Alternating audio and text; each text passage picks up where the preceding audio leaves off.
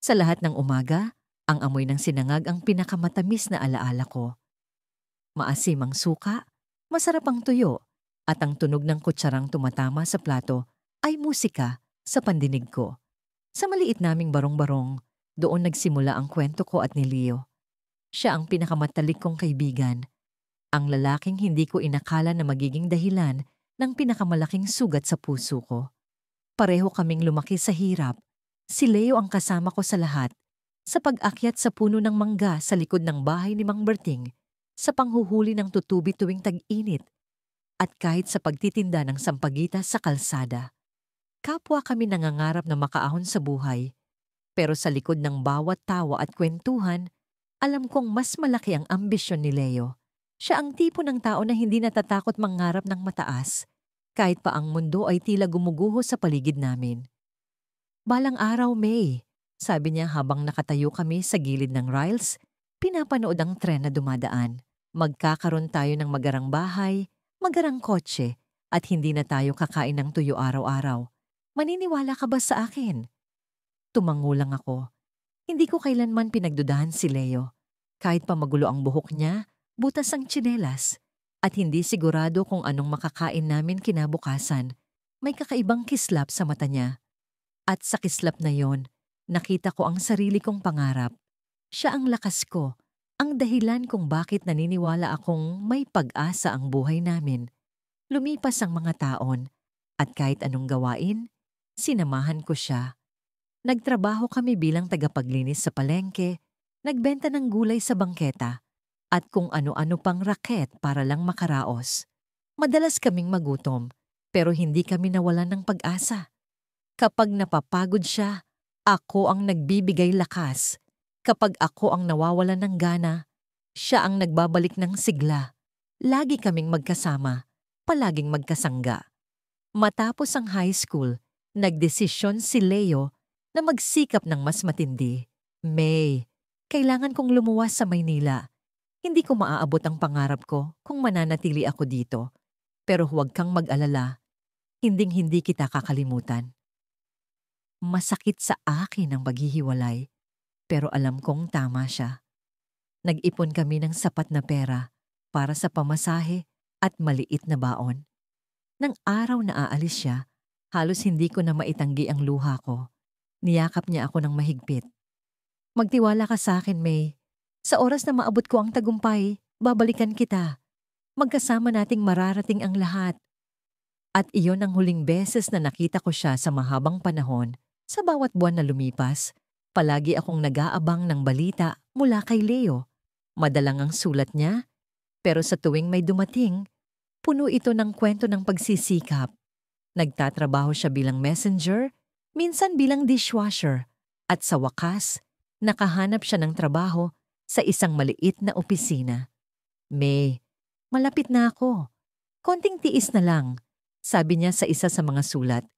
Habang siya'y nagsusumikap sa Maynila, ako naman ay nanatili sa bayan namin, nagtatrabaho bilang tindera sa sari-sari store. Hindi ko ininda ang hirap dahil alam kong darating ang araw na babalik siya, dala ang pangarap naming dalawa. Pinanghahawakan ko ang bawat pangako niya. Kahit paminsan, umuukil-kil sa isip ko ang tanong, naalala pa kaya niya ako? Isang araw, dumating ang balita na naging matagumpay si Leo. Isa na raw siyang manager sa kumpanyang pinagtatrabahuhan niya. Hindi ko maipaliwanag ang saya ko. Parang lahat ng sakripisyo namin ay nagbunga na. Pero kasabay ng balita, napansin kong tuluyan nang tumigil ang mga sulat niya. Wala na akong naririnig mula sa kanya. Pinilit kong makipag-ugnayan, pero tila naglaho si Leo. Hanggang sa isang umaga, nakita ko siya sa telebisyon. Nakasuot siya ng mamahaling Amerikana, nagsasalita sa harap ng maraming tao. Ang tagumpay ay hindi imposible, basta't may sipag at tiyaga, sabi niya habang nakangiti, punong-puno ng kumpiyansa. Sa likod niya, may isang babaeng nakasuot ng magarang damit, nakayakap sa braso niya. Maganda siya, maputi, mukhang edukada, malayo sa simpleng May na kilala ni Leo noon. Parang binuhusan ako ng malamig na tubig. Hindi ko alam kung ano ang mas masakit, ang makita siyang tagumpay na, o ang makita siya na parang tuluyan ng kinalimutan ang lahat ng pinagsamahan namin. Hindi niya ako binanggit kahit isang beses. Ang Leo na kilala ko, ang Leo na nangako sa akin, ay tila naging ibang tao na. Hindi ako nakatiis. Isang araw, nagdesisyon akong pumunta sa Maynila para hanapin siya. Hindi ko alam kung saan magsisimula, pero dala ko ang pangalan ng kumpanya niya. Nang makarating ako sa opisina, pinagbawalan ako ng guard. Hindi basta-basta nakakaharap si Sir Leo. Sabi niya, pero nagmakaawa ako. Sabihin mo lang sa kanya na si May ito. Kilala niya ako. Ilang oras akong naghintay sa labas ng gusali. Namumugto na ang mata ko sa pag-iyak, pero hindi ako umalis. Hanggang sa lumabas siya, si Leo, ang kaibigang sinamahan ko sa lahat ng hirap. Pero hindi siya ang Leo na kilala ko. Nakasuot siya ng mamahaling relo, may hawak na cellphone at nakakunot ang noo nang makita ako. May? Tanong niya, pero malamig ang kanyang tono. Anong ginagawa mo rito?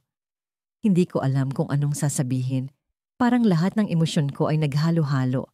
Galit, lungkot, ligaya, takot. Pero bago pa ako makapagsalita, narinig ko ang boses ng babaeng nasa telebisyon. Leo, sino siya? Bakit kayo nag-uusap? Sa likod ni Leo, lumapit ang babae. Hinawakan niya ang braso ni Leo. Tila ipinapaalala na siya ang may-ari ng oras nito. Tiningnan niya ako mula ulo hanggang paa. At sa isang sulyap, alam kong alam niya kung sino ako. Pero ang mas masakit, tumingin din si Leo sa akin ng ganoon. Parang isa akong estranghero sa buhay niya. May, sabi ni Leo, mahinahon pero matigas. Hindi na kita matutulungan, hindi na tayo pareho ng mundo. Tila bumagsak ang langit sa akin. Nakatingin ako sa kanya, naghihintay ng kahit anong patunay na may natira pang koneksyon sa pagitan namin. Pero wala. Ni isang sulyap ng awa, ni isang salitang magpapagaan ng sakit. At bago ko pa siya mahabol, tumalikod siya, kasama ang babaeng yon. Ang lahat ng pangako, ang lahat ng sakripisyo, ang lahat ng alaala. Parang nilamon ng hangin. Sa sandaling yon, na-realize ko ang isang bagay. Ang Leo na sinamahan ko sa lahat ng hirap ay nawala. Ang Leo na nasa harap ko ay hindi na ang lalaking kilala ko. Sa kabila ng mga gutom na araw, hindi ko iniwan si Adrian. Walang pagdududa, siya ang dahilan kung bakit ako gumigising tuwing umaga. Palagi kong sinasabi sa sarili ko na hindi ko siya iiwan, anuman ang mangyari. Bawat hakbang niya patungo sa kanyang mga pangarap, nasa tabi niya ako. Ako ang nagpalakas ng loob niya noong gusto na niyang sumuko. Ako ang nagpalakas ng tiwala sa sarili niya noong tingin niya'y wala siyang halaga. Hindi ko iniintindi ang hirap. Ang mahalaga, may pangarap kami. Isang beses, umulan ng malakas at bumaha sa maliit naming barong-barong. Magkasama kaming naglimas ng tubig, nanginginig sa lamig. Pasensya ka na, May, sabi niya habang ang mga mata niya'y puno ng panghihinayang. Ngumiti ako, kahit nanginginig ang mga labi ko. Ang mahalaga, magkasama tayo. Sagot ko. Sa hapon ding iyon, nagsimula siyang magtinda ng fishball sa kalsada. Ipinangako niyang gagawin ang lahat para makaahon kami. Sinamahan ko siya sa pagtitinda. Kahit na binabaliwala kami ng mga tao, may mga tumatawa pa nga sa amin. Pero hindi kami nagpapaapekto. Balang araw, tatawanan din natin tong lahat. Sabi niya, sabay pisil sa kamay ko. Lumipas ang mga taon. Sa tulong ng kaunting ipon, nakapag-aral si Adrian ng short course tungkol sa negosyo. Ako ang nag-alaga sa mga fishball stalls para maipagpatuloy niya ang pag-aaral. Madalas, pagod na pagod ako. Pero iniisip ko na lang ang mga araw na magiging maginhawa na ang buhay namin. Lagi niyang sinasabi, May, konting tiis pa. Malapit na tayo sa tagumpay. Ang mga salitang iyon ang naging lakas ko.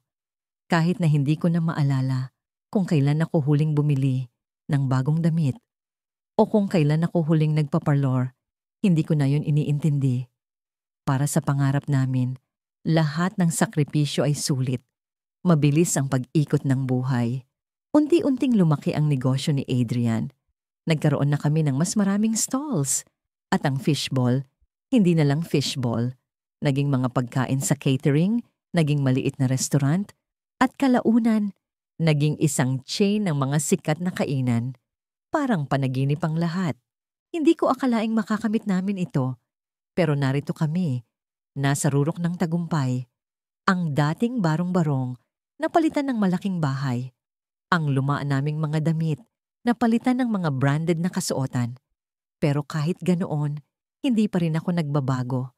Nasa tabi pa rin ako ni Adrian. Tuwing may problema, tuwing may kailangang ayusin, ako ang gumagawa ng mga bagay na hindi niya napapansin. Ako ang tagasalo ng mga pagkakamali niya. Ako ang tahimik na haligi sa likod ng lahat.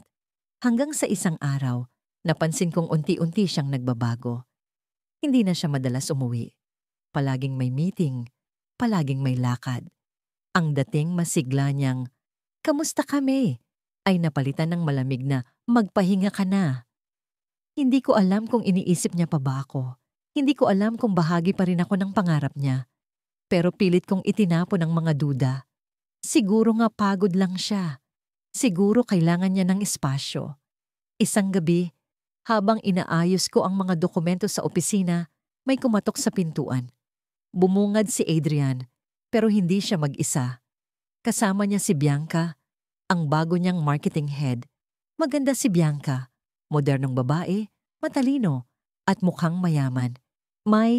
Gusto ko sanang sabihin. Nagsimula si Adrian, pero parang hindi niya alam kung paano tatapusin ang sasabihin niya. Si Bianca ang nagpatuloy. Ako na ang hahawak sa mga bagay-bagay dito. Si Adrian at ako, mas magiging epektibo kung kami ang magkasama. Salamat sa lahat ng tulong mo. Hindi ko alam kung ano ang mas masakit. Ang tono ni Bianca, na parang isang executive na nagtatanggal ng empleyado, o ang katahimikan ni Adrian, na kahit isang salita ay hindi ako ipinagtanggol. Tumayo ako, nanginginig ang mga kamay, ngunit pilit kong itinatago ang sakit. Hindi ako gumawa ng eksena. Hindi ko kayang gawin iyon, lalo na sa harap ni Adrian. Tumango lang ako, kahit gustong-gusto ko nang sumigaw. Gustong-gusto ko nang itanong kung bakit. Pero ang tanong ko'y nanatili sa loob ng dibdib. Nagbabaga, naghahanap ng kasagutan. Lumipas ang mga araw at unti-unti akong nawala sa buhay niya. Hindi siya tumawag, hindi siya nag-text. Ang dating magkasama naming mga plano, nawala na parang bula. Ang mga alaala, tila pinutol. Nakikita ko sa social media ang mga bagong tagumpay ni Adrian, mga awards, mga bagong proyekto, at si Bianca, laging nasa tabi niya.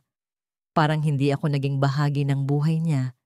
Parang hindi ko siya kailanman sinamahan sa hirap. Isang gabi, habang nakatingin ako sa luma naming litrato, bigla akong nakatanggap ng tawag mula sa isang hindi kilalang numero. "May," sabi ng boses sa kabilang linya. Hindi ko kailangang hulaan kung sino yon. Si Adrian. "May, kailangan kita. May problema ang negosyo. Hindi ko alam kung sino ang pagkakatiwalaan ko." Sa mga sandaling yun, bumalik ang lahat ng sakit, lahat ng alaala. Ngunit may isang bagay na hindi ko inaasahan. Hindi ko naramdaman ang dating saya na nararamdaman ko tuwing tumatawag siya. Hindi ko naramdaman ang dating pagmamalasakit. Sa halip, naramdaman ko ang galit, ang sakit, ang bigat ng lahat ng ginawang pagkakamali niya. Hindi ako sumagot. Hinayaan ko siyang maghintay. Sumapit ang araw na hindi ko kailanman inaasahan, ang gabi ng kanyang tagumpay. Nakatayo ako sa gilid ng entablado, nakasuot ng simpleng bestida habang pinapanood ko siyang tanggapin ang kanyang parangal. Ang kanyang pangalan ang isinisigaw ng lahat. Ang kanyang mukha ang nasa bawat banner, bawat flash ng kamera. Si Daniel, ang lalaking itinayo ko mula sa lupa. Ang lalaking sinamahan ko sa kanyang pinakamababang punto. Ngayon nasa rurok ng kanyang pangarap. Hindi ko alam kung paano ko napigilan ang mga luha habang pinapalakpakan siya ng buong bulwagan. Sa bawat ngiti niya, sa bawat pasasalamat na binabanggit niya, hinahanap ko ang kahit isang piraso ng pagkilala para sa akin. Isang sulyap, isang salita. Pero wala. Sa halip, ang pangalan ng kanyang business partner, si Bianca, ang binanggit niya ng may buong sigla. Sa lahat ng ito, hindi ko magagawa kung wala si Bianca. Aniya, habang nakatingin sa kanya ng may ningning sa mata.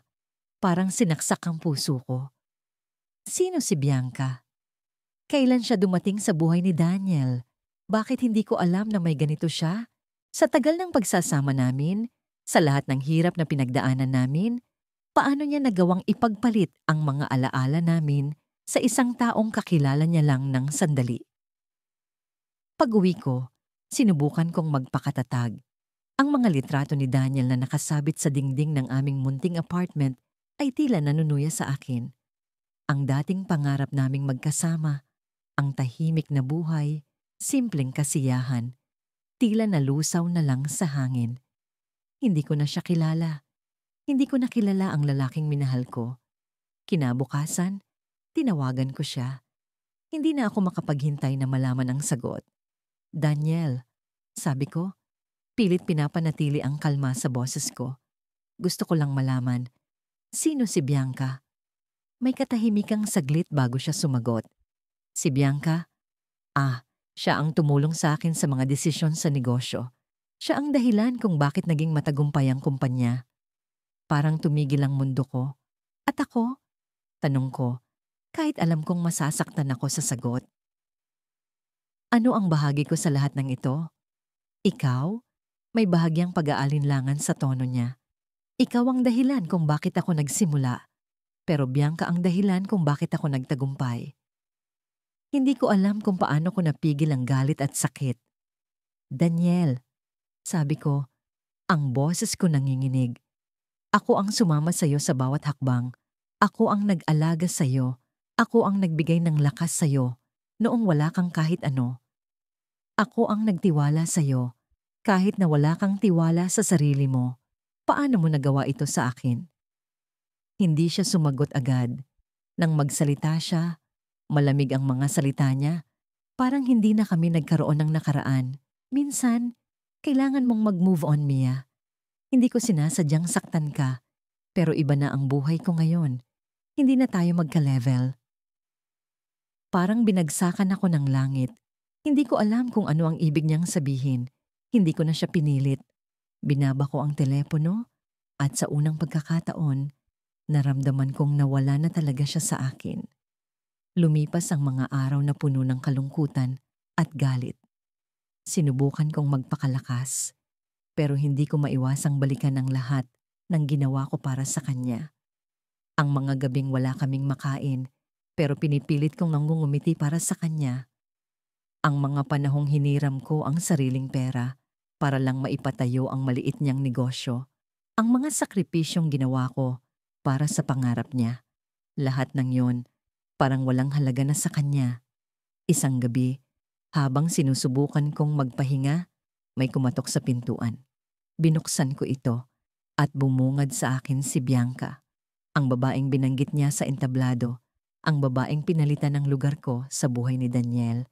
Maganda siya. Hindi ko maitatanggi iyon.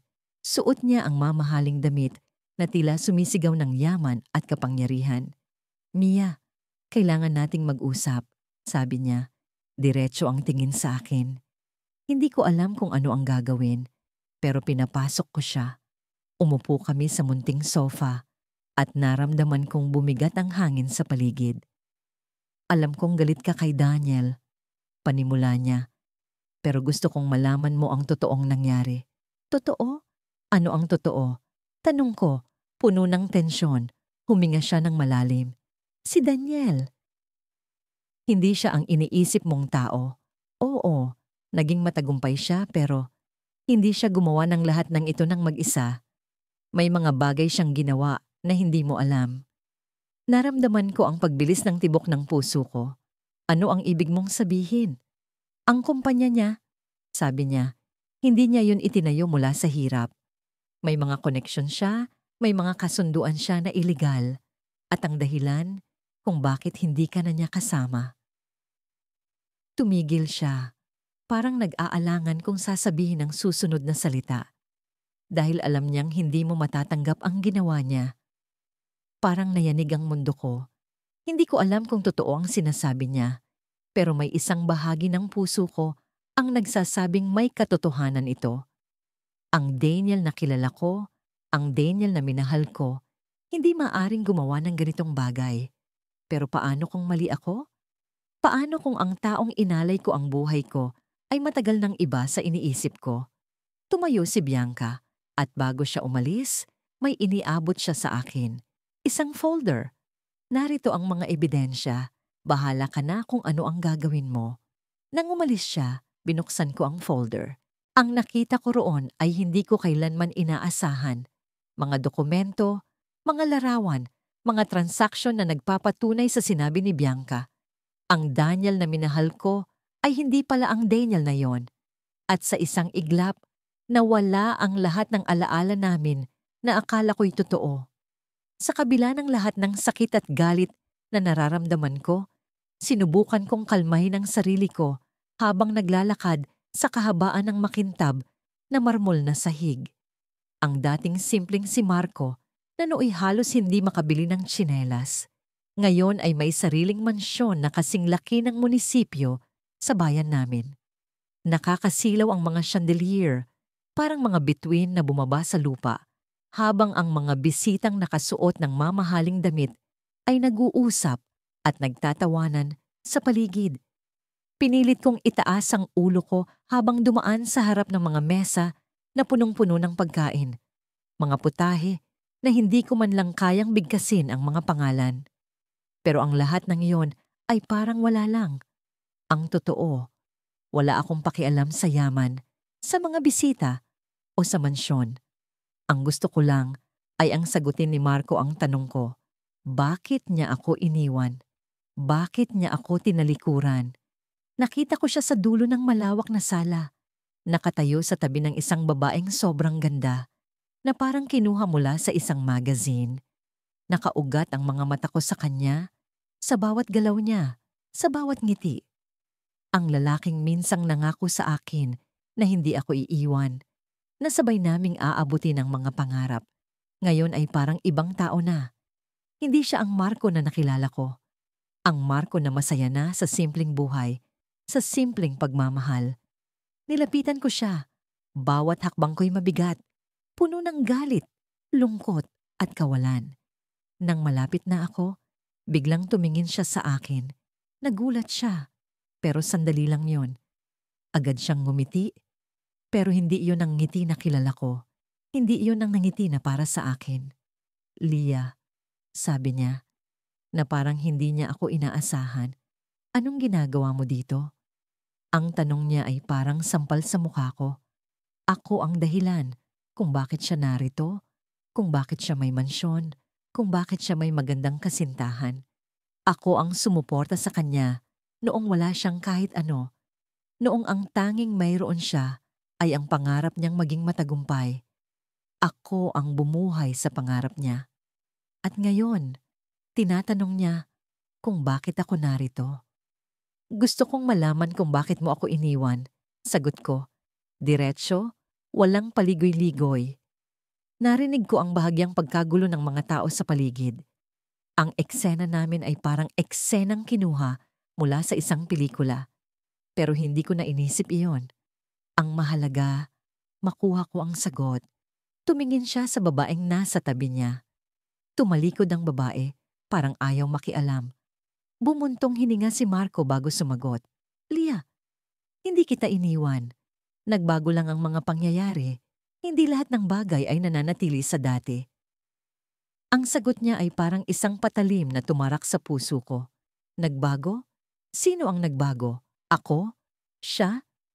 Hindi ko na napigilan ang sarili ko. Tumulo ang mga luha ko, pero hindi ko yun pinansin. Hinakbang ko ang paa ko nang mas malapit sa kanya. Sinamahan kita sa lahat, Marco. Sa hirap, sa gutom, Sa kawalan, ako ang nagbigay ng lakas sa'yo para ipagpatuloy ang laban mo. Ako ang bumalikat sa mga pagkatalo mo. Pero ngayon, yumaman ka na. Iniwan mo ako. Bakit? Ano bang ginawa ko para karapat-dapat akong talikuran mo? Hindi siya sumagot agad. Tumingin siya sa mga tao sa paligid na ngayon ay tahimik na nakikinig sa bawat salita namin. Ang tensyon sa hangin ay parang kuryente na gumagapang sa balat ko. Sa wakas, nagsalita siya. Pero ang mga salitang binitiwan niya ay mas masakit kaysa sa katahimikan. Lia, hindi kita iniwan dahil sa yaman. Iniwan kita dahil hindi kita mahal. Matagal akong hindi nakapagsalita. Ang mga salita niya ay parang kidlat na tumama sa akin. Sumira sa lahat ng alaala. Lahat ng sakripisyong ginawa ko para sa kanya. Hindi ko alam kung paano ako nakatayo pa. Parang gusto kong gumuho. Gusto kong mawala. Magsinungaling ka man, Marco. Alam kong hindi ito ang totoo. Pero sige, kung iyon ang gusto mong paniwalaan, tatanggapin ko na lang. Tumalikod ako, pilit na hindi nagpapakita ng kahinaan. Pero bago pa ako makalayo, narinig ko ang isang boses mula sa likod. Hindi siya ang dahilan kung bakit ka iniwan ni Marco. Napahinto ako. Lumingon ako at nakita ko ang babaeng kanina niyang kasama. Ang mukha niya ay puno ng lungkot, pero may kakaibang determinasyon sa mga mata niya. Tumigil ang lahat ng tao. Lahat ay nakatingin sa amin, naghihintay sa susunod na mangyayari. Ano ang ibig mong sabihin? Tanong ko, halos pabulong. Hindi ko alam kung kakayanin ko pa ang isa pang sakit. Tumayo ang babae sa harap ko. Ang boses niya ay kalmado pero matalas. Hindi ako ang dahilan. Ni hindi ako ang mahal niya. Pero may isang bagay kang kailangang malaman, Lia. Hindi yumaman si Marco dahil sa pangarap niya. Yumaman siya dahil sa lihim na pinagkakakitaan niya. Isang bagay na hindi mo kailanman iisiping gagawin niya. Parang namanhid ang buong katawan ko. Nagpatuloy siya. Bawat salita niya ay parang bomba na sumasabog sa harapan ko. Si Marco ang dahilan kung bakit nawala ang lupa ng pamilya mo. Siya ang dahilan kung bakit nalubog kayo sa utang. At siya ang dahilan kung bakit nasira ang buhay mo. Ginawa niya ang lahat ng ito para makaahon siya, para yumaman siya. Ang gabi tahimik at tila sinasabayan ng bigat ng aking damdamin. Nasa loob ako ng mansyon na minsan kong pinangarap, pero ngayoy tila estranghero sa akin. Ang mga marmol na sahig, ang kisame na may chandelier, ang bawat sulok na punong-puno ng kayamanan, lahat ng ito'y bunga ng mga pangarap na sabay naming binuo. Pero ngayon, ako'y isang bisita lamang. Isang bisita na hindi niya inanyayahan, ngunit kinailangan kong pumunta. Naroon si Marco, nakaupo sa malambot na sofa na parang trono niya. Nakasuot siya ng suit na hindi ko kailanman naisip na magiging bahagi ng kanyang wardrobe. Ang dating payak na lalaki na natutulog sa banig ay ngayoy mukhang hari. Hindi ko maialis ang tanong sa aking isip. Paano niya ako nagawang kalimutan?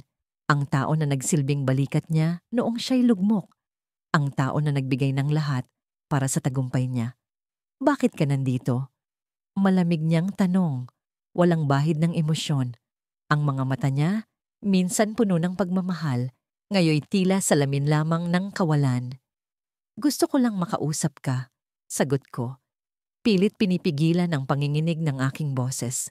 Hindi mo ba ako kilala, Marco? Hindi mo ba naaalala kung sino ako? Ngumisi siya, pero hindi yun ang ngiti na nakapagpapalambot ng puso ko noon. Iba na ang ngiting yon, may yabang, may panlalamig. Ikaw ang tumulong sa akin noon, oo. Pero tapos na ang kwento na yon, Mira. Hindi kita kailangan ngayon. Parang sinampal ako ng hangin. Ang bawat salita niya ay tumatagos sa puso ko. Mas masakit pa kaysa sa anumang sugat na naranasan ko. Gusto kong sumigaw. Gusto kong ipaalala sa kanya ang lahat. Ang mga gabi na hindi siya makatulog dahil sa problema sa pera. Ang mga umaga na ginising ko siya para mag-almusal kahit wala kaming sapat. Ang mga pangarap na sabay naming binuo, mga pangarap na sabay naming ipinaglaban.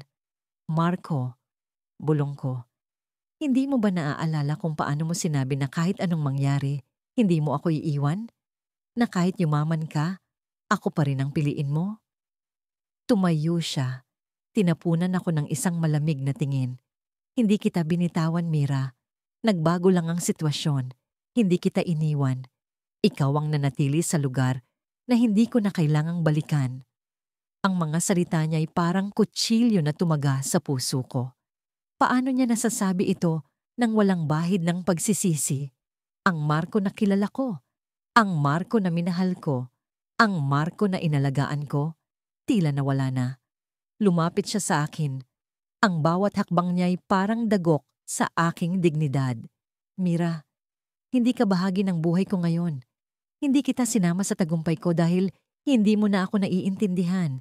Iba na ako, Mira. Hindi ko na kailangan ng alaala ng kahirapan. Nagpupuyos ang damdamin ko. Akala ko'y wala na akong lakas para magsalita, pero naramdaman ko ang apoy sa dibdib ko. Hindi mo ako naiintindihan, Marco. Hindi mo naiintindihan ang sakit na nararamdaman ko. Hindi mo naiintindihan kung paano ko ibinuhos ang lahat ng meron ako para sa'yo. At ngayon, sasabihin mo sa akin na hindi mo na ako kailangan?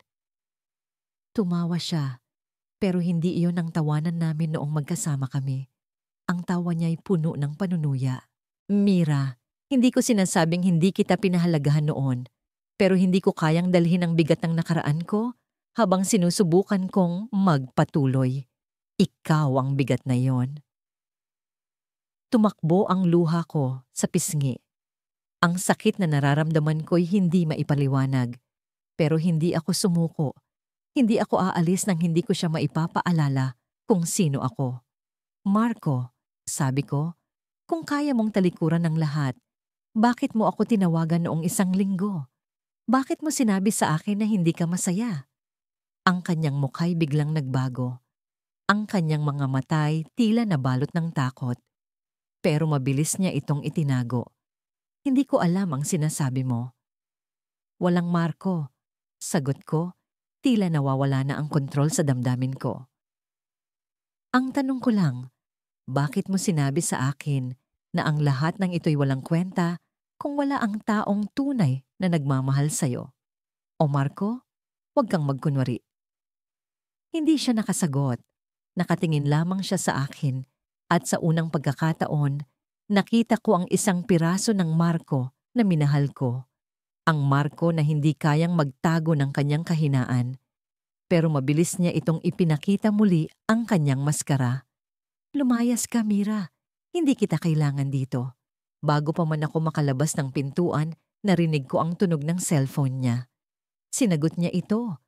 At kahit hindi ko marinig ang kabilang linya, narinig ko ang pangalan ko mula sa kanyang bibig. Oo, narito siya. Pero hindi ko siya papayagang sirain ang lahat. Napahinto ako. Ang mga tanong sa isip ko'y nagdagsaan. Sino ang nasa kabilang linya? Bakit ako ang pinag-uusapan nila?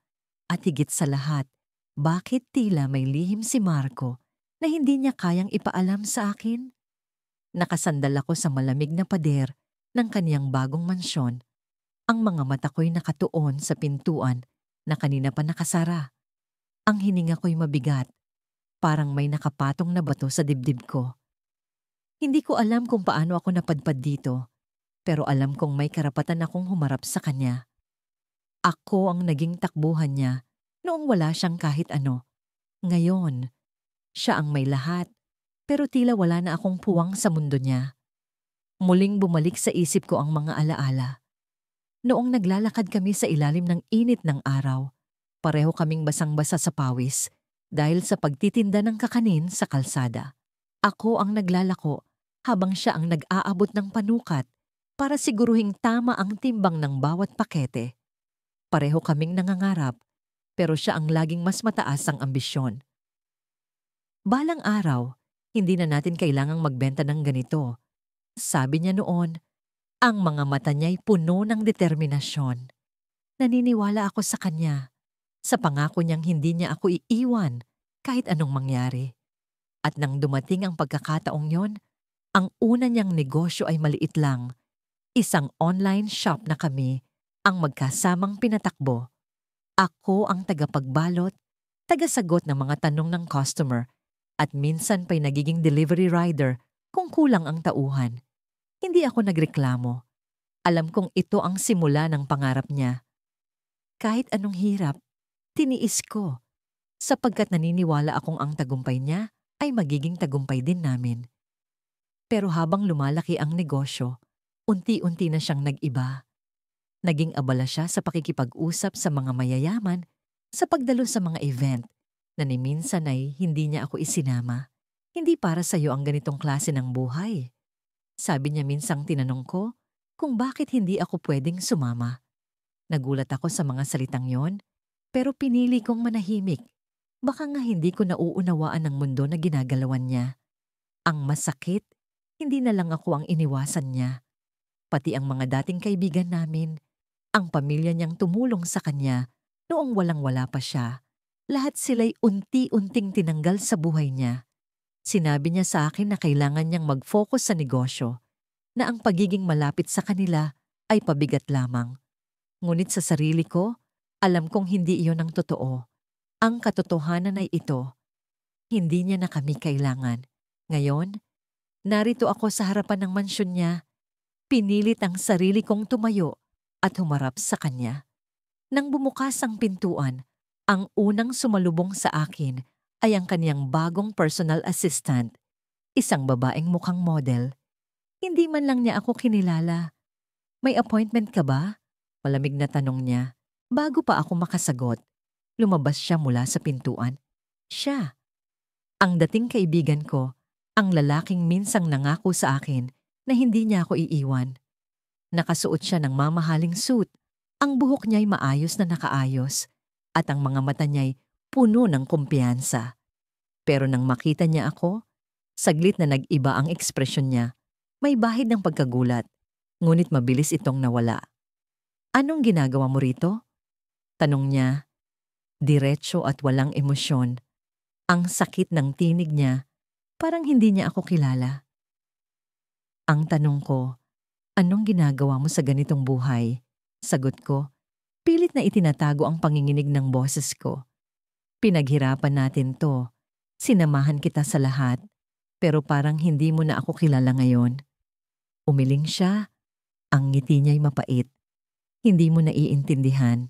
Hindi na tayo pareho ng mundo, kaya wag mo nang pilitin. Hindi ko alam kung paano ko nagawa, pero bigla akong sumigaw. Pareho pa rin tayo. Ang problema lang, iniwan mo ako. Hindi mo man lang ako tinanong kung kaya ko bang sumabay sa'yo. Tahimik siya saglit. Parang iniisip ang sasabihin. Sa wakas, nagsalita siya. Hindi kita iniwan. Hinayaan lang kita sa likod dahil alam kong mas mabuti para sa'yo ang manatili sa dati mong buhay. Sa tingin mo ba mas mabuti ang mabuhay na iniwan ng pinakamatalik kong kaibigan? Tanong ko. Ang mga luha ko'y bumagsak na. Hindi ko na kayang pigilan. Sa tingin mo ba mas mabuti ang maramdaman na ginamit lang ako para sa pangarap mo? Hindi siya sumagot, pero ang katahimikan niya ay nagbigay sa akin ng sagot na matagal ko nang kinatatakutan. Tama ang hinala ko, ginamit lang niya ako. At sa tingin niya, wala akong puwang sa bagong mundo niya. Bago pa ako makaalis, isang itim na kotse ang huminto sa harapan. Bumaba ang isang lalaki, pamilyar ang mukha, ngunit hindi ko mahanap kung saan ko siya nakita. Sa likod niya, may mga tauhan na nagdala ng malalaking kahon papasok sa mansyon. Ang logo sa mga kahon ay isang pamilyar na brand. Ang brand na itinayo namin magkasama. Lumapit ang lalaki sa kaibigan ko at nagbigay ng ilang papeles. Pirmahan mo na ito, sabi niya. Kapag pumirma ka, sa'yo na ang buong kumpanya. Napako ako sa kinatatayuan ko. Hindi ko maipaliwanag, pero may kung anong bumalot na kaba sa akin. Sa likod ng pader ng tagumpay na itinayo niya, may nakatago palang lihim. At ang lihim na iyon ay parang may kinalaman sa akin. Pinalipas ko ang gabi sa pag-iisip kung paano ko mapapalapit muli si Renz sa akin. Hindi ko maintindihan kung bakit bigla na lang siyang naging malamig. Kung bakit parang ibang tao na siya. Nasa harap ko ang lumang litrato namin sa isang simpleng kainan. Nakangiti siya habang hawak ang isang plato ng lugaw. Ako ang kumuha ng litrato. Sa likod ng larawan, may sulat siya. Salamat sa lahat ng sakripisyo mo, mahal. Darating ang araw, babawi ako sa'yo. Pero nasaan na ang pangakong yon? Nasaan na ang lalaking nangako na hindi ako iiwan kahit ano pa ang mangyari? Kinabukasan, nagpa siya kung puntahan siya sa bagong opisina niya. Hindi ko alam kung paano ako nakapasok. Siguro dahil dati akong malapit sa kanya at ang mga tao roon ay nag-aakalang kasosyo pa rin ako sa buhay niya. Nasa ikatlong palapag ang opisina niya, malaki at moderno. Sa labas ng glass door, kitang-kita ko si Renz, nakaupo sa isang leather na upuan habang may kausap sa telepono. Nakasuot siya ng mamahaling suit. Hindi na siya ang Renz na nakilala ko. Parang ibang tao na talaga. Hindi ko alam kung paano ako nakakapagsalita. Pero binuksan ko ang pinto. Tumigil siya sa pagsasalita sa telepono at tumingin sa akin, halatang nabigla. Anong ginagawa mo dito? Malamig niyang tanong na para bang hindi niya ako kilala. Renz, kailangan nating mag-usap. Sagot ko. Pilit pinipigilan ng panginginig ng boses ko.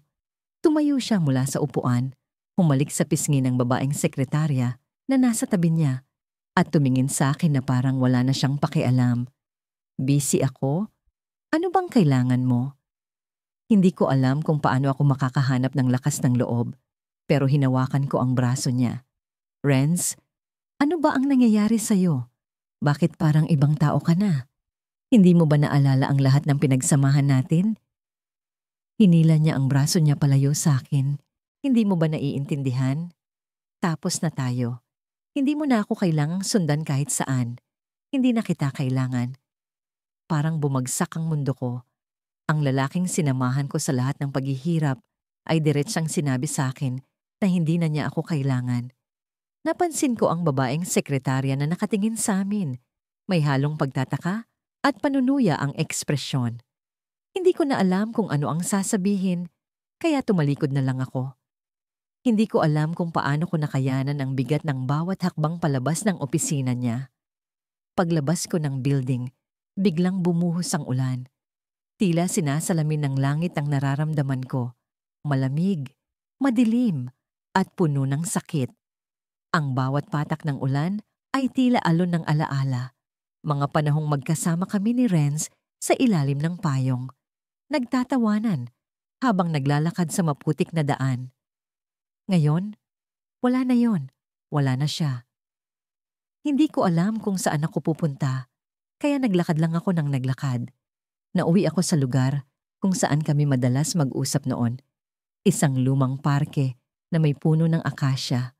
Doon kami madalas magpunta noong wala pa siyang pera, noong lahat ng pangarap niya ay tila imposible. Naupo ako sa isang bangko, basang-basa mula sa ulan, at hinayaan ang sarili kong umiyak. Wala nang pakialam ang mundo sa akin, kaya bakit ko papipigilan ang luha ko? Habang nakatingin ako sa madilim na langit, may isang pamilyar na boses ang narinig ko. Hindi ko akalain na nandito ka pa rin. Paglingon ko, nakita ko si Renz. Hindi ko alam kung paano niya ako natagpuan o bakit siya naroon, pero hindi ko na inisip pa. Basa rin siya sa ulan, pero walang bakas ng pagsisisi sa mukha niya. Bakit ka nandito? Tanong ko, halos pabulong, habang pilit pinipigilan ang galit na nararamdaman ko. Gusto lang kitang makita. Ayokong magtagal, pero gusto kong sabihin na tama na. Hindi mo na kailangang habulin pa ako. Hindi na kita mahal. Sagot niya ng walang pag-aalinlangan. Ang bawat salita niya ay parang kutsilyong tumatagos sa puso ko. Hindi mo na ba naaalala kung paano kita tinulungan? Kung paano ko isinakripisyo ang lahat para sa'yo? Tumawa siya, pero hindi iyon masaya. Oo, naaalala ko. Pero hindi ko na kailangan yon. Ang kailangan ko ngayon ay ibang buhay, ibang mundo. Hindi ka kasali roon. Tumayo ako. Hindi na kayang pigilan ang galit at sakit na nararamdaman ko. Renz, hindi mo ba naiintindihan? Hindi mo makukuha ang lahat ng meron ka ngayon kung hindi dahil sa akin. Ako ang tumulong sa'yo. Ako ang nagbigay ng lakas ng loob mo para makarating ka kung nasaan ka ngayon. Hindi siya sumagot. Tumalikod lang siya at naglakad palayo. Hindi ko alam kung bakit, pero sinundan ko siya ng tingin. Hanggang sa biglang may dumating na itim na sasakyan. Binuksan ng isang lalaking nakasuot ang pinto at pumasok si Renz. Sa loob ng sasakyan, nakita ko ang babaeng sekretarya. Nakangiti habang hinahawakan ng kamay ni Renz. Hindi ko alam kung ano ang mas masakit. Ang malamig na pagtrato ni Renz sa akin o ang katotohanang may iba na siyang kasama sa tagumpay niya. Habang papalayo ang sasakyan, tumingin ako sa langit. Sa kabila ng ulan, may isang liwanag na sumilip mula sa mga ulap. Hindi ko alam kung ano ang ibig sabihin nito, pero naramdaman kong hindi pa tapos ang lahat. Hindi ko alam kung paano, pero alam kong may mangyayari. Hindi ko hahayaang magtapos ang kwento namin ng ganito. Pagkatapos ng lahat ng nangyari, hindi ko lubos maisip kung paano niya nagawang talikuran ng lahat ng pinagsamahan namin. 2 taon na rin ang lumipas mula nang huli kaming magkita. Ang dating si Rommel na palaging nangangako, hindi kita iiwan kahit ano pa ang mangyari, ay parang ibang tao na ngayon. Isang stranghero na hindi ko nakilala. Noon, siya ang lalaki na halos walang laman ang pitaka. Kasama ko siyang maglakad sa ilalim ng matinding init ng araw para maghanap ng trabaho. Siya ang taong umiiyak sa harap ko dahil hindi niya alam kung paano niya bubuhayin ang sarili habang tinutulungan din ang pamilya niya sa probinsya. Nangako ako sa kanya na hindi ko siya iiwan. Sasamahan kita sa hirap at ginhawa, sabi ko, at ginawa ko. Kahit wala akong sapat, ibinuhos ko ang lahat ng meron ako para lang suportahan siya. Natatawa ako minsan sa mga alaala namin. Kung paano kami nagsisiksikan sa isang maliit na inuupahang kwarto na amoy amag. Kung paano kami naghahati sa isang pakete ng instant noodles, nag-aagawan pa sa sabaw dahil wala na kaming ibang makain. Kung paano ko siya tinutulungan sa pagpapractice ng mga job interview niya, kahit na madalas siyang kinakabahan at natutulala. Pero nagbago ang lahat nang makuha niya ang kanyang unang trabaho sa isang malaking kumpanya. Para kaming nanalo sa loto. Sa wakas, sabi ko, makakabangon na rin kami. Nagsimula siyang magbihis ng mas magara. Hindi na siya nag-aalala sa presyo ng kape na iniinom namin. May mga araw na niyayaya niya akong kumain sa mga lugar na dati.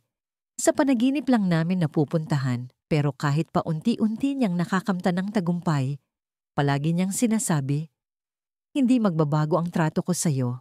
Ikaw ang dahilan kung bakit ako nandito. Hanggang sa dumating ang promosyon, bigla, mas busy na siya. Mas maraming tawag, mas maraming meeting, mas maraming gabing hindi siya umuwi.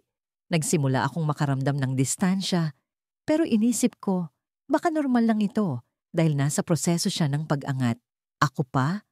Ako ang unang magtitiwala sa kanya. Isang gabi, bumalik siya sa bahay na lasing. Hindi ko alam kung dapat akong magalit o maawa. Sa halip na mag-away kami, tinulungan ko siyang magpalit ng damit at linisin ang sarili. Habang tinatanggal ko ang kanyang sapatos, biglang sumambulat ang mga salitang hindi ko inaasahan. Hindi ko na alam kung tama pa ba to, sabi niya. Parang iba na ang gusto ko. Iba na ang gusto niya. Hindi ko alam kung anong ibig sabihin niya, pero hindi ko siya pinilit magsalita. Pinalipas ko ang gabi, umaasang kinabukasan, magiging maayos ang lahat. Pero hindi. Tuloy-tuloy ang paglayo niya. Hindi na siya nagkukwento sa akin. Hindi na siya tumatawag kapag may problema. Ang dating Rommel na laging naghahanap ng opinyon ko, biglang naging independyente. Masyadong independyente. Isang araw, sinundan ko siya sa opisina nang hindi niya alam. Hindi ko alam kung bakit. Pero may kutob akong hindi maganda. Nakita ko siyang nakikipag-usap sa isang babae. Mababa ang hiwa ng bestida nito, naka-high heels at may suot na mamahaling alahas. Hindi ko alam kung selos ba ang nararamdaman ko o takot. Pinapanood ko silang tumatawa, nag-uusap ng malapit. habang ako ay nanatiling nakatago sa likod ng poste. Pag-uwi niya ng gabing yon, tinanong ko siya ng diretsahan. May iba ka bang pinagkakaabalahan? Nagbuntong hininga siya bago sumagot. Hindi ito tungkol sa'yo, pero siguro kailangan ko ng ibang direksyon sa buhay. Direksyon? Hindi ko maintindihan. Kahit anong tanong ko parang may pader sa pagitan namin. Hanggang sa isang araw, umuwi siya na wala nang dala kundi isang bag. Lilipas din to, pero kailangan ko munang lumayo.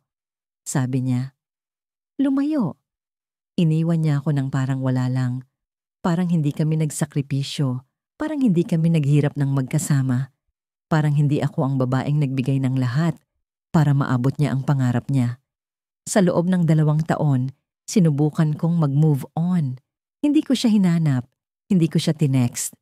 Pero ang sakit, nananatili. Hanggang isang araw, nakita ko siya sa isang magazine. Malaki na ang pangalan niya. May headline pa, ang kwento ng tagumpay ni Rommel. Mula sa kahirapan, ngayon ay isang CEO. Sa larawan, may kasama siyang babae, ang babaeng nakita ko noon sa opisina. Magkasama silang nakangiti, hawak ang isang wine glass, parang wala siyang iniwang sugat sa pagkatao ko. At doon ko napagtanto, hindi lang niya ako iniwan, pinili niya akong kalimutan. Pero hindi pa tapos ang lahat. Sa loob ko, may apoy na unti-unting sumisindi. May kailangan akong gawin, may kailangan akong malaman. Kaya kinabukasan, nagdesisyon ako. Nilapitan ko ang isang tao mula sa nakaraan namin. Ang kaibigan niyang si Joel na minsang naging tulay namin sa mga problema. Kung may alam siya, hindi niya iyon maitatago sa akin. Nang magkita kami, halata ang kaba sa mukha niya. Hindi ko alam kung tama itong sasabihin ko, sabi ni Joel. Pero bago siya makapagpatuloy, may pamilyar na boses ang umalingaw-ngaw sa likod ko. Akala ko ba, tapos na tayo? Paglingon ko, si Rommel, nakatayo, malamig ang tingin, at may hawak na cellphone na parang may pinaplano. Akala ko, sa lahat ng pinagdaanan namin, hindi niya magagawa sa akin ng ganitong klaseng pagtataksil. Pero mali pala ako. Pinatunayan ng buhay na ang mga pangako, kahit gaano katamis, ay madaling matunaw kapag nagbago na ang ihip ng hangin. Nagsimula ang lahat noong mahirap pa kami. Si Adrian, ang lalaking itinuring kong mundo ko, ay isang pangkaraniwang tauhan sa isang maliit na talyer. Hindi siya halos makabili ng matinong sapatos, kaya binigyan ko siya ng isa noong Pasko, kahit kinulang ako sa pambayad ng kuryente. Ako ang kasama niya sa bawat hakbang, sa bawat pagbagsak, sa bawat pagtatangka niyang bumangon. Kahit pa ang mundo ay tila binabaliwala siya, ako ang nanatiling nakatayo sa tabi niya. Naalala ko pa ang mga gabing magkasama kami sa ilalim ng kalangitan, nagkukwentuhan tungkol sa mga pangarap na tila napakalayo. Balang araw, Wina, sabi niya sa akin, magkakaroon din tayo ng buhay na hindi ganito kahirap. Hindi kita bibitawan. Promise. Ginawa ko ang lahat para maniwala sa kanya dahil gusto kong maniwala na kaya niyang tuparin ang mga pangarap namin. Ang mga pangakong binitawan niya ay ang naging gabay ko. Ang bawat ngiti niya ang naging dahilan kung bakit ako lumalaban. Hindi naging madali ang lahat. Naranasan naming kumain ng sardinas sa loob ng 1 linggo, maglakad ng ilang kilometro dahil wala kaming pamasahe at magpalipat-lipat ng inuupahang kwarto dahil di namin mabayaran ng renta. Pero kahit mahirap, masaya kami. Lagi niyang sinasabi na darating ang araw na magbabago ang lahat at naniwala ako dahil mahal ko siya. Hanggang dumating ang pagkakataong yon. May isang proyekto sa talyer na nagpabago sa takbo ng buhay ni Adrian. Isang malaking kumpanya ang nagbigay sa kanya ng trabaho at unti-unti siyang nakilala sa industriya ng mga mekaniko. Mabilis ang pag-angat niya. Kasama ako sa bawat hakbang, pinapalakas ang loob niya sa tuwing kinu-question niya ang sarili. Nang makuha niya ang unang malaki niyang sahod, inilibre niya ako sa isang kainan na hindi ko pa napuntahan noon. Para sa iyo ito, Ina, sabi niya. Salamat sa lahat ng sakripisyo mo. Pero habang tumataas ang estado niya sa buhay, unti-unti kong naramdaman ang paglamig niya. Hindi ko ito pinansin noong una dahil iniisip kong baka pagod lang siya sa trabaho. Pero di nagtagal, naging bihira na ang mga tawag niya, ang mga text, ang mga kwentuhan namin sa gabi. Kapag magkasama kami, palaging nasa telepono siya, nakikipag-usap sa mga bagong kakilala niya. Ang dating mundo namin na puno ng tawanan at lambingan ay napalitan ng katahimikan at distansya. Minsan, tinanong ko siya, "Adrian, may problema ba tayo?" Napatingin siya sa akin, tila nagulat sa tanong ko. "Wala, Ina. Huwag kang mag-isip ng kung ano-ano." Pero alam kong may mali. Ang mga mata niya, na dati ay puno ng init, ay malamlam na ngayon. Ang mga yakap niya, na dati ay mahigpit, ay tila palaging nagmamadali. Hanggang sa dumating ang araw na kinatatakutan ko. Umuwi siya isang gabi, dala ang isang kahon. "Ina, kailangan na nating mag-usap," sabi niya. Ang tono ng boses niya ay seryoso, malamig. Nahulog ang puso ko. Alam kong hindi ito maganda. Binuksan niya ang kahon at inilabas ang ilang papel. "Ito ang parte mo sa savings natin. Alam kong marami kang naitulong sa akin at gusto kong ibalik ito sa'yo." Naramdaman ko ang bigat ng mga salitang yon. "Anong ibig mong sabihin, Adrian?" Tanong ko. Pilit na pinipigilan ang pagluha. Hindi siya agad sumagot. Tumayo siya, umiwas ng tingin. "Hindi na tayo pareho, Ina. Hindi ko na kayang ibigay ang oras na deserve mo. Magiging unfair lang ako sa'yo kung ipagpapatuloy pa natin ito." Parang binagsakan ako ng mundo. "Hindi na tayo pareho?" Ulit ko, hindi makapaniwala. "Adrian, anong pinagsasabi mo? Pinangako mo na hindi mo ako iiwan, na sabay nating haharapin ang lahat. Bakit ngayon? Bigla mo akong tinatalikuran?" Huminga siya ng malalim. Tumingin sa akin sa unang pagkakataon. Matapos ang mga linggong malamig siyang makitungo. "Hindi kita tinatalikuran, Yina. Gusto ko lang maging totoo sa'yo. Hindi na kita kayang mahalin, gaya ng dati. Hindi ito tungkol sa pera o tagumpay. Basta, nagbago ang lahat." Hindi ko alam kung paano ako nakatayo sa mga sandaling yon. Ang bawat salita niya ay parang kutsilyong paulit-ulit na tumatama sa puso ko. Ang lalaking sinamahan ko sa pinakamadilim na bahagi ng buhay niya, ang lalaking pinangarap kong makasama habang buhay, ngayon ay pinapalaya ako. Pero hindi ko ginusto ang kalayaang ito. Gusto ko siya. Gusto ko kaming dalawa. "Ganito lang kadali para sa'yo?" Tanong ko, nangangalit ang boses. "Adrian, hindi pera ang dahilan kung bakit kita sinamahan. Mahal kita, hindi ang buhay na meron ka ngayon. Pero ikaw ang nagbago, hindi ako." Hindi siya sumagot. Kinuha niya ang kahon, nilapag ito sa lamesa at iniwan ako sa sala. Ang bawat hakbang niya palayo ay parang martilyong tumatama sa dibdib ko. Tumayo ako.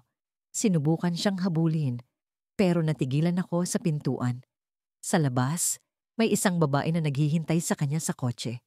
Maganda, elegante, tila perpekto. Umupo siya sa tabi nito, ngumiti, at umalis. Hindi ko alam kung anong mas masakit, ang pag-alis niya o ang katotohanang may iba na siyang mundo na hindi na ako bahagi. Pero sa pagtingin ko sa kahon, may isang bagay akong napansin. Sa ilalim ng mga papel, may isang litrato, larawan naming dalawa, masaya, noong wala pa siyang pera. Sa likod nito, may nakasulat, "Salamat sa lahat, Yena. Hindi kita makakalimutan." Ngunit bakit? Sa tingin ko, limot na niya ako. Habang nakaupo ako sa tabi ng bintana ng maliit na kwarto, pinagmamasdan ko ang mga ilaw ng Maynila na tila mga bituin sa lupa. Ang ingay ng lungsod ay parang isang awit na paulit-ulit. Ngunit sa bawat tunog ng busina at agos ng tao, hindi ko mapigilan ang bigat sa aking dibdib. Ang tanong na paulit-ulit na bumabalik sa aking isip, paano niya nagawa ito sa akin? Si Adrian, ang lalaking sinamahan ko sa pinakamadilim na bahagi ng buhay niya. Ang lalaking inalagaan ko, isinakripisyo ko ang sarili kong mga pangarap para lamang maiyahon siya, ang lahat ng oras, pagod, at pag-ibig na ibinigay ko sa kanya, lahat ng yon ay parang usok na naglaho sa hangin nang makamtan niya ang tagumpay. Naalala ko pa noong wala siyang maipambayad sa renta ng maliit naming bahay. Umiiyak siya noon, halos mawalan ng pag-asa, habang ako naman ang nagpaalala sa kanya na hindi kami susuko. Ako ang naglaban ng mga damit niya, ako ang nagluto ng pagkain, kahit na minsan tubig at asin lang ang kaya naming pagsaluhan. Ako ang naghanap ng mga raket para kahit papaano ay may maipantawid kami sa araw-araw. Sa kabila ng lahat ng hirap, hindi ko siya iniwan. Ikaw ang lakas ko, Mia. Madalas niyang sabihin noon habang hinahaplos ang aking kamay. Hindi kita bibiguin. Pangako. Pangako. Isang salitang punong-puno ng bigat, pero sa kanya pala, magaan lang yon. Nang dumating ang pagkakataong makapasok siya sa isang malaking kompanya sa tulong ng kakilala ko, unti-unti siyang nagbago. Sa simula, akala ko normal lang yon. Bago ang mundo na ginagalawan niya, mga kliyenteng mayayaman, mga kasamahan na bihis, mga meeting sa mga magagarang lugar. Ngunit habang lumalalim ang kanyang pag-angat, tila naman lumalayo siya sa akin. Hindi ko malilimutan ang unang beses na naramdaman kong may mali.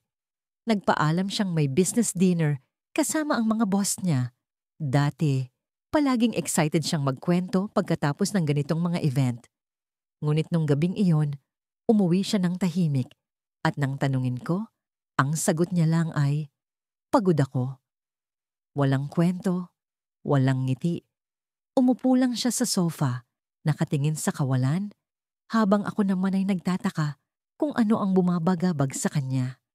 Ang mga dinner na yon ay naging madalas, hanggang sa hindi na siya umuuwi sa tamang oras, hanggang sa hindi na siya nagkukuwento, hanggang sa ang presensya niya sa buhay ko ay naging parang anino, nandyan, pero hindi ko maramdaman.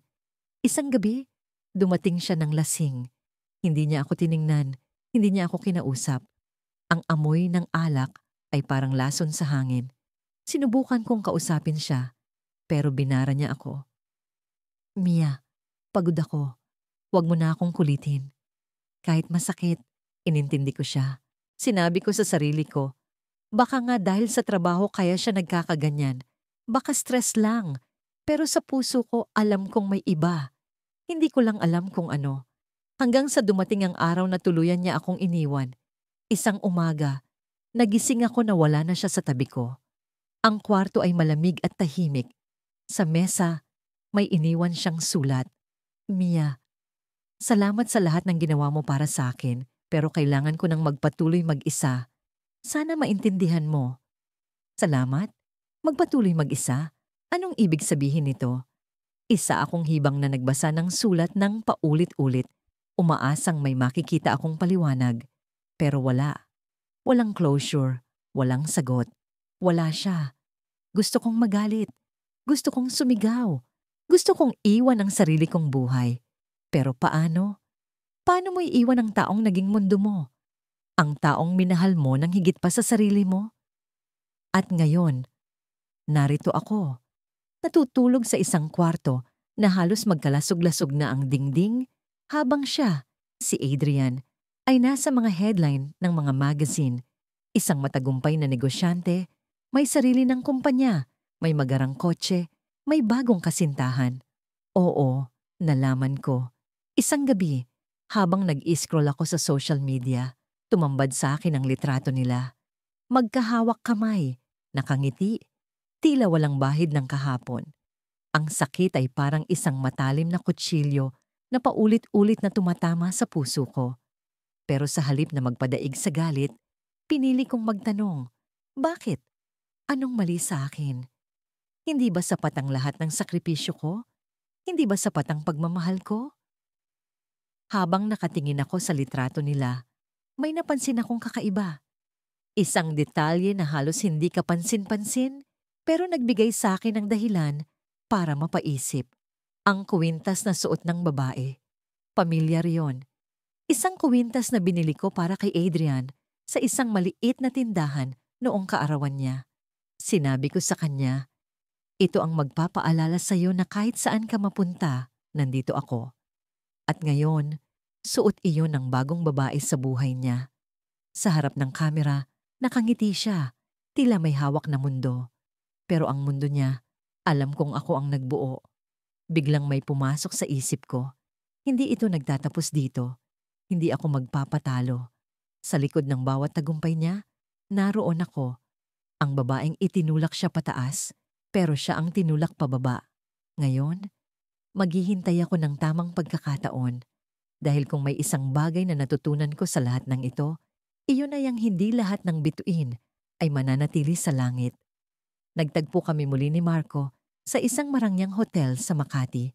Hindi ko planong makita siya, pero kinailangan kong dumalo sa isang job interview sa parehong gusali. Sa lobby, habang nakaupo ako sa isang lumang silyat, pinipilit na huwag magmukhang desperado sa aking suot na simpleng blouse at palda. Narinig ko ang halakhak na pamilyar sa akin. Halakhak ni Marco. Tumayo ang mga balahibo ko. Hindi ko alam kung dahil sa galit o sa bigat ng alaala. Paglingon ko, naroon siya. Suot ang mamahaling suit na tila sinadyang ipakita ang bawat hibla ng tagumpay. Kasama niya ang ilang lalaking may hawak na mga portfolio at isang babae na animoy modelo sa kinis at postura. Tumatawa siya, nakaturo sa isang bagay sa cellphone. Ang Marco na nasa harapan ko ngayon ay ibang-iba sa Marco na tinulungan kong makabangon mula sa putikan. Dati, siya ang simpleng lalaki na walang-wala. Naalala ko kung paano ko siya sinamahan sa mga araw na halos wala kaming makain. Ako ang nagpakain sa kanya ng instant noodles. Ako ang nagbigay ng pera para sa pamasahe niya noong hindi siya makahanap ng trabaho. Ako ang nagsabi sa kanya na huwag sumuko, na kaya niyang makamit ang pangarap niya kahit palahat ay tila laban sa kanya. Ngunit sa tagumpay niya, ako ang unang nawala. Hindi ko alam kung paano nangyari, pero isang araw, tumigil na lang siya sa pagte-text. Tumigil siya sa pagbisita sa inuupahan naming maliit na apartment. Ang huling narinig ko mula sa kanya ay isang malamig na pasasalamat sa pamamagitan ng text. Salamat sa lahat, sabi niya. Gusto kong mag-focus muna sa career. At matapos noon, mistulang nawala siya sa mundo ko. Ngayon, narito siya, nakatayo sa harap ko. Ang mundo niya ay tila napakaayos na. Wala akong planong kausapin siya.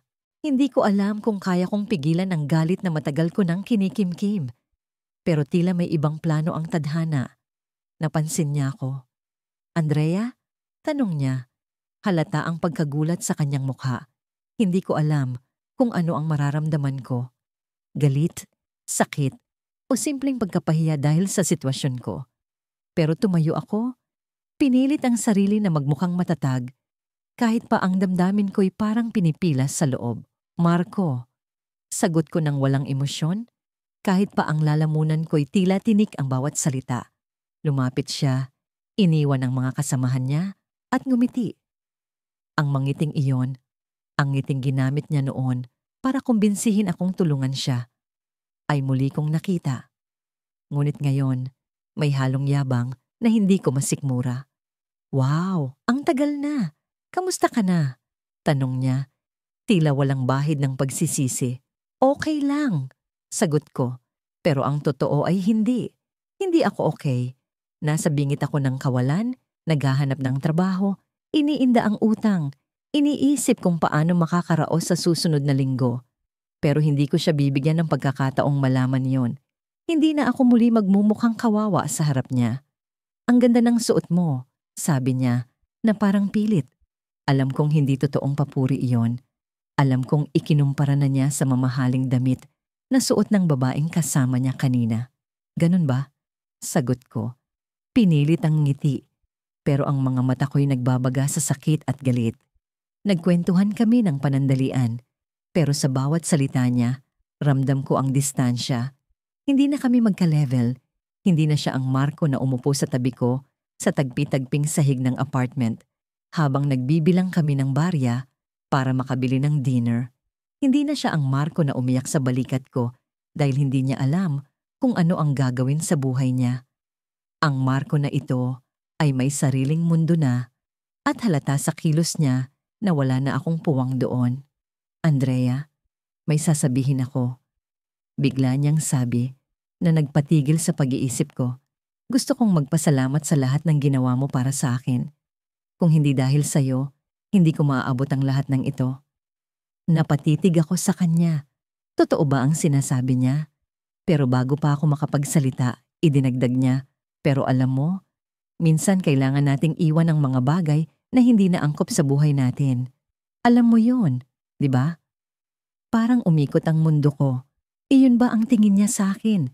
Isang bagay na hindi na angkop sa buhay niya?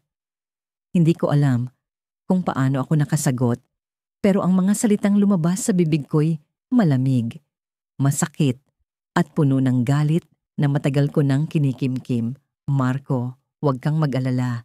Hindi ako humihingi ng pasasalamat. Hindi ko kailangang marinig ang mga salitang yan mula sa'yo. Pero sana, tandaan mo lang, hindi lahat ng iniwan mo ay mananatiling nasa likod mo. Napansin ko ang pagkunot ng noo niya, pero bago pa siya makapag-react, tumalikod na ako. Hindi ko na siya binigyan ng pagkakataong sagutin ako. Pero alam ko, hindi iyon ang huling beses na magtatagpo kami. Sa likod ng galit ko, may nararamdaman akong kakaiba. May nararamdaman akong babalik siya. At sa pagkakataong yon, hindi na ako ang magpaparaya.